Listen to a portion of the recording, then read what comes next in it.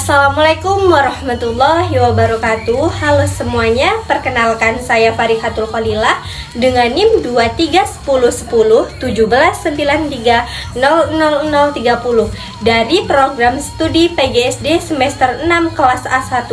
Pada kesempatan kali ini saya akan membahas materi tentang pembentukan intensi perilaku koruptif dan implementasi teori dalam pencegahan korupsi. Sebelum memasuk ke pembahasan, saya ingin mengajak kita semua untuk berpikir sejenak. Pernahkah kita melihat seseorang mencontek saat ujian, mengambil barang tanpa izin, atau berbohong demi keuntungan pribadi? Mungkin hal tersebut terlihat sederhana dan sering dianggap biasa. Tetapi sebenarnya perilaku seperti itu termasuk bibit dari perilaku koruptif. Jadi, korupsi tidak selalu tentang uang miliaran atau penjabat negara, melainkan juga bisa dimulai dari kebiasaan kecil yang tidak jujur dalam kehidupan sehari-hari. Korupsi sendiri merupakan tindakan penyalahgunaan kepercayaan atau wewenang untuk kepentingan pribadi yang dapat merugikan orang lain. Dalam kehidupan sehari-hari, contohnya bisa berupa mencontek, titip absen, memanipulasi uang kas, atau tidak menjalankan tanggung jawabnya dengan baik. Hal-hal kecil seperti ini, jika terus dibiarkan, bisa membentuk karakter yang buruk loh. Lalu, mengapa seseorang bisa melakukan perilaku koruptif? Dalam penjelasan makalah kelompok 3 dijelaskan bahwa sebelum seseorang melakukan tindakan korupsi, biasanya muncul terlebih dahulu yang namanya intensi. Intensi adalah niat atau keinginan seseorang untuk melakukan suatu tindakan. Jadi, sebelum tindakan terjadi, pasti ada dorongan atau niat dalam diri seseorang. Misalnya, seperti ini, ada seseorang siswa yang belum belajar untuk ujian. Karena takut nilainya jelek, ia mulai berpikir untuk mencontek. Awalnya mungkin hanya niat kecil, tetapi karena ada kesempatan dan tidak ada pengawasan, akhirnya tindakan itu benar-benar dilakukan. Dari contoh tersebut, kita bisa melihat bahwa perilaku koruptif berawal dari niat yang kemudian diwujudkan dalam tindakan nyata. Dalam pembahasan kali ini, terdapat beberapa teori yang menjelaskan bagaimana niat koruptif bisa terbentuk. Teori pertama adalah teori of planned behavior atau teori perilaku terencana. Teori ini menjelaskan bahwa perilaku seseorang dipengaruhi oleh 3 hal, yaitu sikap, yang kedua lingkungan sosial, dan yang ketiga adanya kesempatan. Yang pertama adalah sikap. Jika seseorang menganggap korupsi itu hal yang biasa atau menguntungkan, maka niat untuk melakukannya akan semakin besar. Contohnya seperti seseorang berpikir, mencontek sedikit tidak masalah, yang penting nilainya bagus. Pola pikir seperti ini dapat membentuk kebiasaan buruk. Yang kedua adalah pengaruh lingkungan sosial. Lingkungan sangat mempengaruhi perilaku seseorang. Jika seseorang berada di lingkungan yang melakukan kecurangan dan menganggap hal tersebut wajar, maka lama-kelamaan ia juga bisa ikut melakukan hal yang sama.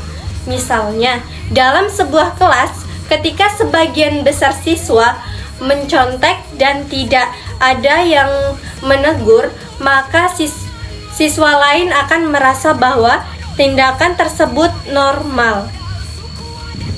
Yang ketiga adalah adanya kesempatan atau lemahnya pengawasan. Ketika seseorang merasa tindakannya tidak akan diketahui atau tindakan akan mendapatkan hukuman, maka niat untuk berbuat curang menjadi lebih besar. Contohnya,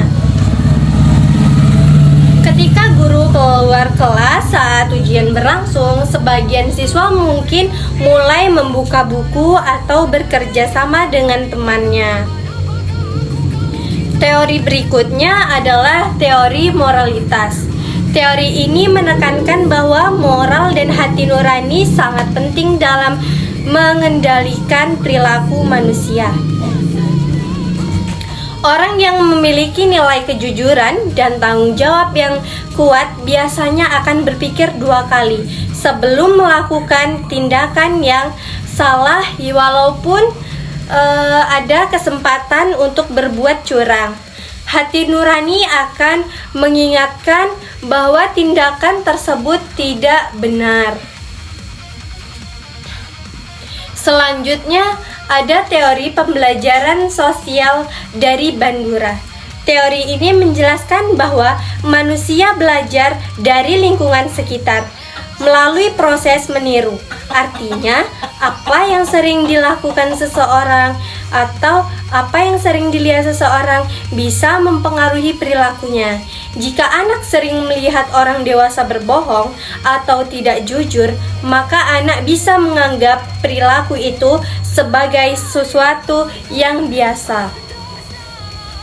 Contohnya, ketika seorang anak melihat orang tuanya melanggar aturan lalu berkata, "Tidak apa-apa," maka anak tersebut bisa meniru perilaku itu. Karena itulah lingkungan keluarga adalah lingkungan keluarga, lingkungan sekolah, dan masyarakat memiliki peran penting dalam membentuk karakter seseorang. Selain itu, ada juga teori rasionalisasi. Teori ini menjelaskan bahwa seseorang sering mencari alasan untuk membenarkan tindakan yang salah. Misalnya, dengan berkata, "Semua orang juga melakukan," atau "Ini cuma sekali saja." Kalimat seperti itu sebenarnya merupakan bentuk pembenaran diri agar seseorang tidak merasa bersalah. Kemudian, terdapat beberapa faktor yang mempengaruhi munculnya intensi perilaku koruptif. Faktor pertama adalah faktor individu, seperti rendahnya moral, kurangnya rasa tanggung jawab, dan sifat serakah. Faktor kedua, adanya faktor sosial, yaitu lingkungan yang tidak mendukung faktor kejujuran. Yang ketiga, faktor sistem, misalnya pengawasan yang lemah dan aturan yang tidak tegas. Dan faktor terakhir adalah faktor ekonomi, seperti tekanan kebutuhan hidup atau keinginan hidup berlebihan. Lalu, bagaimana cara mencegah perilaku koruptif? Salah satu cara yang paling penting adalah melalui pendidikan. Pendidikan anti korupsi harus diterapkan sejak dini, terutama di sekolah. Anak-anak perlu dibiasakan untuk jujur, disiplin, dan tanggung jawab. Contohnya, seperti membiasakan siswa tidak mencontek saat ujian, datang tepat waktu, mengerjakan tugas sendiri, serta menjaga amanah ketika diberi tanggung jawab. Sekolah juga bisa membuat program seperti kantin kejujuran agar siswa belajar bersikap jujur walaupun tidak diawasi. Selain itu, guru juga memiliki peran yang sangat penting sebagai teladan karena siswa cenderung meniru apa yang mereka lihat. Jika guru menunjukkan sikap disiplin, jujur, tanggung jawab, maka siswa juga akan belajar menerapkan nilai-nilai tersebut dalam kehidupan sehari-hari. Dari pembahasan ini kita dapat memahami bahwa korupsi tidak muncul secara tiba-tiba. Semua berawal dari niat, kebiasaan, dan lingkungan yang membentuk perilaku seseorang. Oleh karena itu, pencegahan korupsi harus dimulai dari diri sendiri melalui hal-hal kecil seperti berkata jujur, bertanggung jawab, dan menghargai hak orang lain. Sekian pembahasan dari saya mengenai pembentukan intensi perilaku koruptif dan implementasi teori dalam pencegahan korupsi. Semoga materi ini dapat menambah pemahaman kita semua bahwa sikap jujur harus dibiasakan sejak dini agar tercipta generasi yang berintegritas dan bebas dari perilaku korupsi. Saya Farihatul Khalilah mengucapkan terima kasih atas perhatiannya. Wassalamualaikum warahmatullahi wabarakatuh.